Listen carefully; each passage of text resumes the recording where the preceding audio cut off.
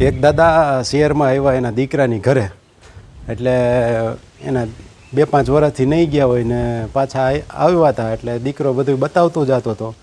એટલે એને સોસાયટીને નાખવું આવ્યું ને વળાંક આવ્યો ને એટલે પછી દાદાને પૂછ્યું ઓલાએ, એ કે આ તો હું તમને તેડવા આવ્યો, કે તેડવા ન આવ્યો હોય તો કે તમે ઘર ગોતી લ્યો. એટલે કે આ દાદા કે હા મને યાદ જ હોય ને, ગયા વખતેનું મારા એંધાણ કરેલા એ મુજબ હું આવી જાઉં.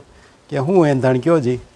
તો કે 2 ગાયું એક કાળીને ધોળી બેઠી હતી, એ ચોકમાંથી વળી જવાનું.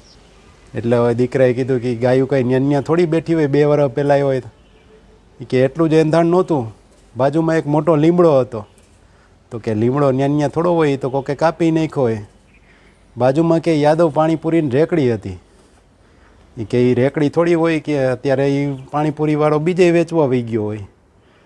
એટલે પછી કે બાજુમાં એક શ્રીહરિ નામની ગાંઠિયાની દુકાન હતી, કેબિન હતી.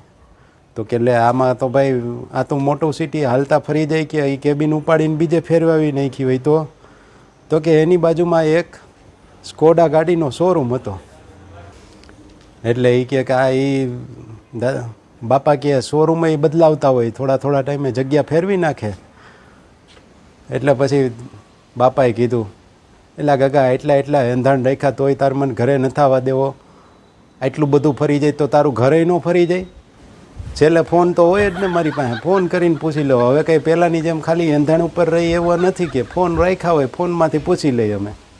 અને જરૂર પડે તો હવે ગૂગલના મેપે હવે જોતા આવડી ગયા નવરા બેઠા બેઠા, એમાં એના ઉપરથી આવી જાય, તું લોકેશન મોકલે એટલે.